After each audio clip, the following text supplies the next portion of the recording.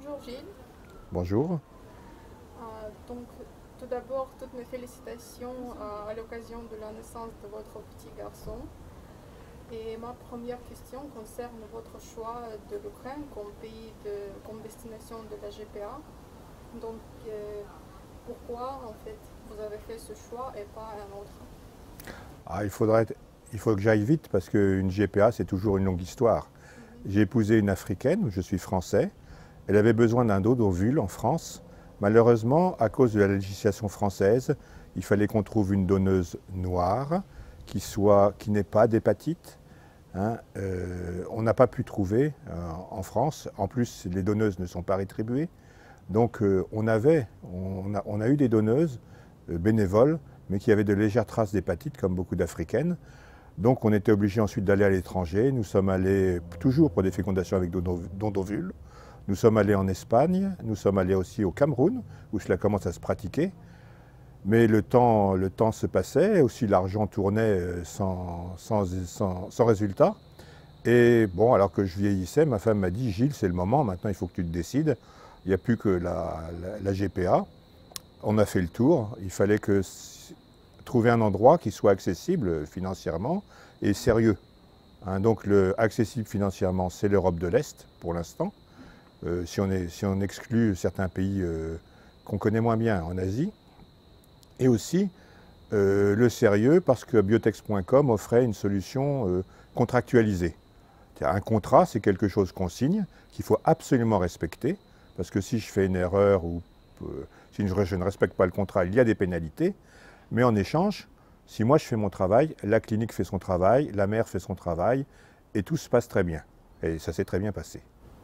Est-ce que vous avez regardé d'autres cliniques en Ukraine?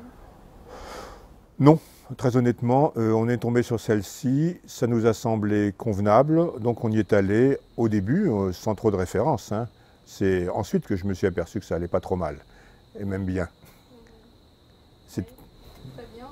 Est-ce que vous vous rappelez de votre premier rendez-vous à la clinique, vos impressions? Qu'est-ce que vous avez pensé Ah, mon impression par rapport à ce que je connaissais, par exemple de l'Espagne, c'est que c'était aussi très professionnel, qu'il y avait une très forte activité, mais également ce que j'ai apprécié, c'est que le personnel est là. Hein, c'est-à-dire qu'on n'est pas livré à nous-mêmes. Le fait, par exemple, qu'on soit hébergé, qu'un taxi vienne nous chercher, et tout ce genre de petits détails, pour des situations qui finalement sont stressantes, ça nous permet d'aborder les choses avec beaucoup plus de décontraction.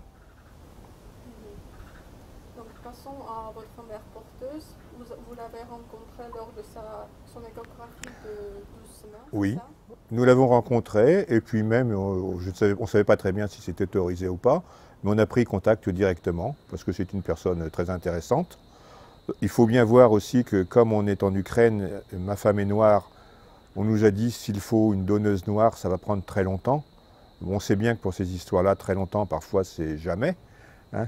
Donc on a préféré prendre une donneuse à physique ukrainien. Conclusion, l'enfant, il va tout de suite nous poser des questions.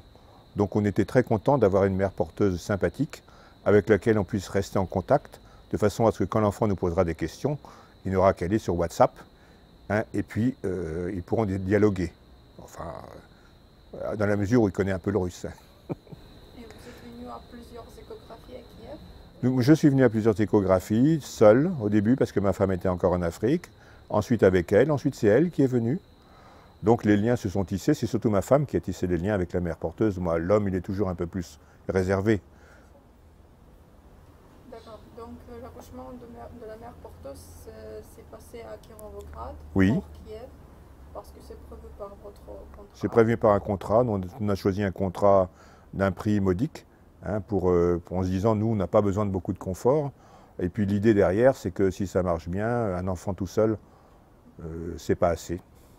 Donc parlez un petit peu de votre visite à Kirovograd, la maternité, vos impressions quand vous avez vu votre petit garçon pour la Oui. première fois. Bah, Kirovograd, d'abord, pour les gens qui ne connaissent pas, c'est l'Ukraine profonde, on va dire. C'est-à-dire, c'est une petite ville avec un centre-ville qui était à 1 kilomètre à pied de l'hôtel, tout à fait charmant, très intéressant, avec des magasins à l'ancienne, donc c'est la véritable Ukraine. Ensuite, on avait le droit, tant que la paternité n'était pas reconnue par le test ADN, on avait droit à 1 heure avec l'enfant chaque jour, ce qui nous permettait de prendre contact. On pouvait également voir la mère porteuse à cette occasion, du moins nous n'avons pu le faire. C'était une mise en train, bien sûr, on attendait, on espérait que les résultats du test arrivent le plus vite possible. Bon, c'était le jour de la fête nationale, pendant notre séjour, donc au lieu d'avoir 5 jours, on a eu 7 jours, quoi.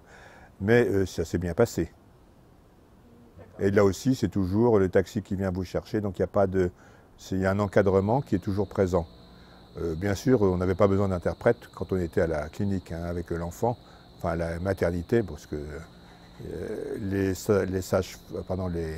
personnel sait très bien se faire comprendre. Et puis on sait de quoi il s'agit. Nourrir un enfant, bien le porter, tout cela, c'est pas compliqué. Et je sais que vous avez choisi un prénom intéressant pour votre garçon. C'est donc quoi le prénom? C'est Herman Froid. Pourquoi? Parce que c'est un vieux prénom français qui date du IVe siècle, qui veut dire la paix de l'homme de guerre. Pourquoi? Parce que je me suis dit, ce petit garçon, il a une mère africaine, un père français, une origine ukrainienne aussi en partie. Donc je voulais lui dire, tu choisiras ton identité, mais si tu veux choisir une identité française, elle est bien ancrée.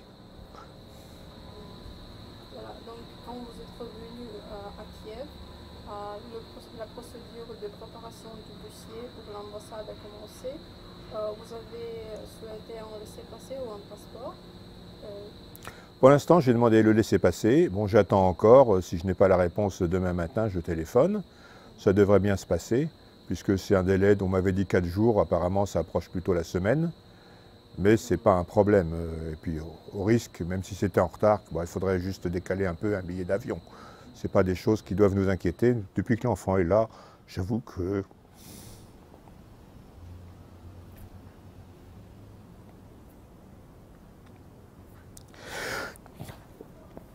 je suis beaucoup plus calme.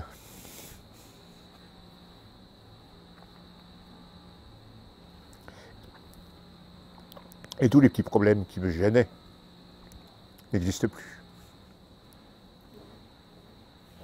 C'est le plus important. Les pleurs n'étaient pas prévus, mais je suis émotif de nature. Oui, c'est normal. C'est tout à fait normal. Vous êtes sincère, c'est le plus important. Donc, est-ce que vous avez quelques conseils à donner aux couples qui viennent? Tout à fait, tout à fait. Parce que l'Ukraine, c'est un pays qu'on ne connaît pas en France. On s'imagine encore que c'est un pays qui est plein de l'ADA, qu'il est juste sorti du communisme. Bon, c'est pas du tout ça. C'est un pays neuf. C'est d'ailleurs pour ça qu'il y a eu ces lois très libérales sur les mères porteuses.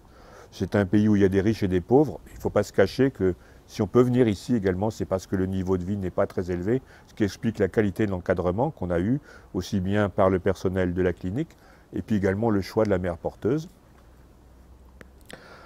Ensuite, il y a un tas de petits détails. Je dirais que maintenant, avec tous les moyens électroniques, il faut moins avoir peur d'aller dans les pays slaves. Parce qu'on peut trouver facilement, on se repère avec les applications du type géographique, pour savoir où aller, savoir aller au supermarché à pied.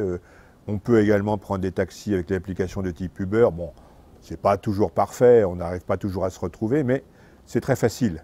C'est très facile. Et d'autre part, je conseillerais à tous les Français d'essayer d'apprendre un peu, non pas le russe, on n'est pas obligé de le parler, mais d'apprendre l'alphabet. Parce que quand on se promène dans un pays slave, il y a un tas de devantures avec on ne comprend rien. Et en réalité, si vous allez apprendre l'alphabet, vous allez s'apercevoir que ce que vous ne comprenez pas, c'est supermarket, c'est